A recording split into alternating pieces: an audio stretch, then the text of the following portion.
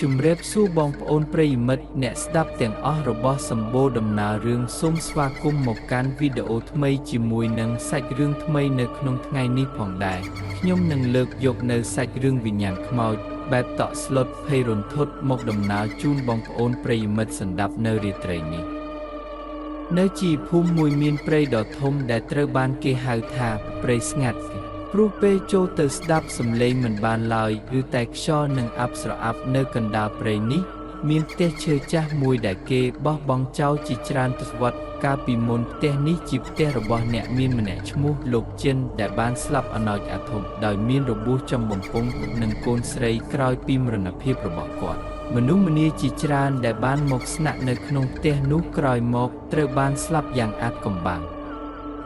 ខ្លះបានបាត់ខ្លួនដោយចម្លែកឬស្លាប់ដោយវិធីផ្សេងដែលមិនអាចពន្យល់បាន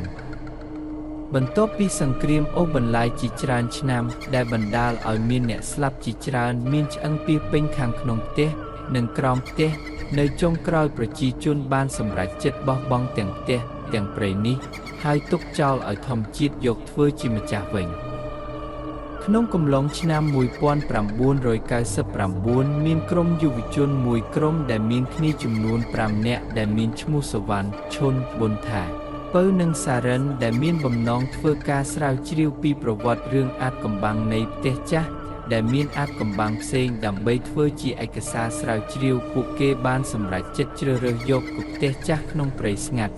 ដើម្បីធ្វើការស្រាវជ្រាវអំពីរឿងអាថ៌កំបាំងនៅទីនោះក្រោយពីបានជ្រើសរើសទីតាំងសម្រាប់ធ្វើការស្រាវជ្រាវរួចរាល់ក្រុមពួកគាត់បានរៀបចំនិងត្រៀមរួចរាល់សម្រាប់ធ្វើដំណើរលុះព្រឹកថ្ងៃសៅរ៍ពួកគេយករបស់ដែលបានវេចខ្ចប់ដូចជាអំពូល LED ថ្នាំបាញ់សត្វល្អិតនិងកាមេរ៉ានិងសម្ភារៈផ្សេងជាច្រើនដើម្បីរៀបចំចេញទៅធ្វើការស្រាវជ្រាវស្វែងរករឿងអាថ៌កំបាំងដែលនៅពីក្រោយផ្ទះចាស់ក្នុងព្រៃស្ងាត់នោះលុះពេលដល់មុខព្រៃពួកគេអាចដឹងបានភ្លាមថាមានអ្វីមួយមិនប្រក្រតីខ្យល់ត្រជាក់ខណៈទាំងនៅកណ្ដាលថ្ងៃត្រង់ពេលចូលទៅក្នុងផ្ទះដំបូងពួកគេបានពិនិត្យទៅតាមលក្ខណៈបច្ចេកទេសរបស់ពួកគេដើម្បីលម្អិតអំពីប្រវត្តិនិងកត់កំណត់ហេតុផ្សេងដូចដែលបានគ្រោងទុកជញ្ជាំងមានស្នាមមកិតឆ្កេតឆ្កូតជើងរបាំងនៅលើជាន់លើធ្លាក់ខ្ទេចខ្ទីបង្អួចទ្វាររបើកខ្លះបាក់បែកមានក្លិនស្អុយរលួយមកតាមខ្យល់ដំបូលធ្លុះធ្លាយពៅចាប់ផ្ដើមមានអារម្មណ៍មិនស្រួលព្រឺសម្បុរខ្ញាក់ត្រជាក់ចុងដៃចុងជើងមានអារម្មណ៍មកដូចមានអ្វីមួយកំពុងមកតាមពីក្រោយពេលដែលពួកគេកំពុងពិនិត្យបន្ទប់នីមួយរំពេចនោះស្រាប់តែសារ៉ិនបានមើលឃើញស្រមោលមនុស្សស្រីម្នាក់ស្លៀកសំពត់ខ្មៅវែងមើលទម្រង់មុខមិនច្បាស់កំពុងឈរនៅជាន់លើពេលដែលគេញីភ្នែកដើម្បីមើលម្ដងទៀតបែរជាមើលមិនឃើញអ្វីទេពួកគេក៏បន្តសកម្មភាពបន្តទៀតលុះពេលយប់ក៏ចូលមកដល់ពួកគេចង់ដឹងថាតើមានសកម្មភាពអាថ៌កំបាំងកើតឡើងដែរឬអត់ពួកគេក៏បានរៀបចំបោះតង់ក្នុងផ្ទះហើយបានរៀបចំដាក់កាមេរ៉ាបង្កប់ដើម្បីថតសកម្មភាពផ្សេងដែលនឹងកើតមានឡើងក្នុងផ្ទះលុះដល់ម៉ោង12កណ្ដាលយប់មានសំឡេងជើងចុះជណ្ដើរបន្ទប់មានចំហាយត្រជាក់គ្រប់ទីកន្លែងថ្មកាមេរ៉ាត្រូវបានកាត់បន្ថយភ្លាមដូចមានអ្វីមករារាំងសមត្ថភាពវាធ្វើឲ្យកាមេរ៉ាខូចសុវណ្ណដឹងថាមានអ្វីមួយមិនប្រក្រតីពេលនោះពៅបានមើលឃើញស្នាមជើងដើរដែលជាជើងរបស់ស្ត្រីដែលចេញពីមួយបន្ទប់ទៅកាន់មួយបន្ទប់ប៊ុនថាក៏បានសម្រេចចិត្តយកកាំបិតចេញមកដើម្បីទប់ការពារខ្លួនប៉ុន្តែស្រាប់តែមានអារម្មណ៍ថាដូចខ្សែចងចុកដៃដូចជាអ្នកណាម្នាក់មកចាប់ដៃគាត់ធ្វើឲ្យគាត់កម្រើកមិនបានរំពេចនោះមេឃក៏បានភ្លៀងយ៉ាងខ្លាំងដំបូលផ្ទះក៏ជ្រាបទឹកធ្វើឲ្យឮសំឡេងច្រែកច្រកតក់នៅជាន់លើរាសំឡេងខ្យល់ខ្លាំងធ្វើឲ្យទ្វារក៏បើកចំហតែពុំមានឃើញអ្នកណាទេឃើញដូចនោះពួកគេបានបំបែកគ្នាទៅរកកន្លែងសម្រាករៀងខ្លួនកំពុងតែសម្រាកស្រាប់តែសំឡេងឈិតឈិតសម្រាប់ជើងមនុស្សដើរដូចជាមានអ្វីកំពុងដើរខាងលើអ្នកអត់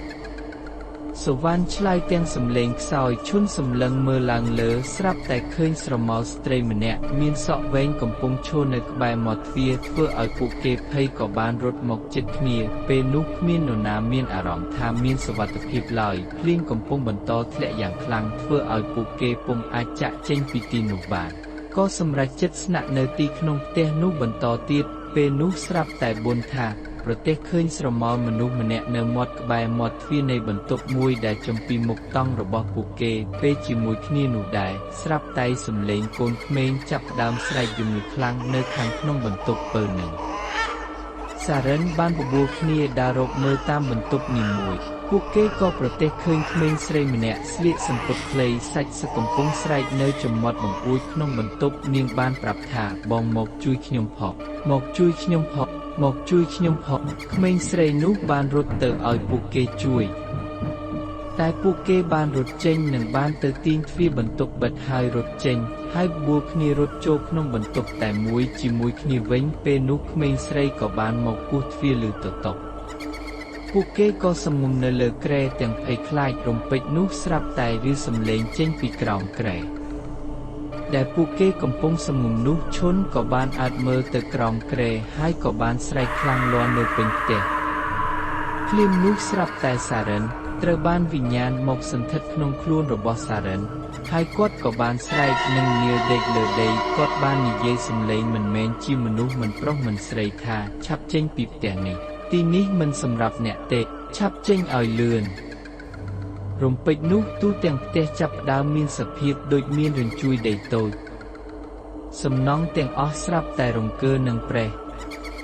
ធ្វើឲ្យពួកគេភ័យខ្លាចក៏បានសម្រេចចិត្តរត់ចេញពីផ្ទះនោះទាំងភ័យស្លន់ស្លោនិងរន្ធត់ហើយដើរឆ្ពោះចេញពីព្រៃទាំងមើលផ្លូវមិនសូវច្បាស់ពួកគេព្យាយាមរត់ទៅរកផ្ទះអ្នកភូមិដែលនៅជិតនោះឲ្យជួយពេលដែលពួកគេបានទៅជួបអ្នកភូមិហើយពួកគេបាននិយាយប្រាប់អ្នកភូមិអំពីហេតុការណ៍ដែលពួកគេបានជួបប្រទះក្នុងផ្ទះនោះអ្នកភូមិក៏បានប្រាប់ថាផ្ទះនោះមានសាកសពមនុស្សជាច្រើនគ្មាននរណាហ៊ានចូលទៅនៅទេព្រោះពេលសង្គ្រាមបណ្ដាលមានអ្នកស្លាប់ជាច្រើនមានឆ្អឹងពីពេញខាងក្នុងផ្ទះនិងក្រោមផ្ទះអ្នកភូមិក៏បានប្រាប់ពួកគេផងដែរថាកូនក្មេងដែលស្រែកនោះជាព្រាយដែលចាប់មនុស្សចូលទៅនៅជាមួយវា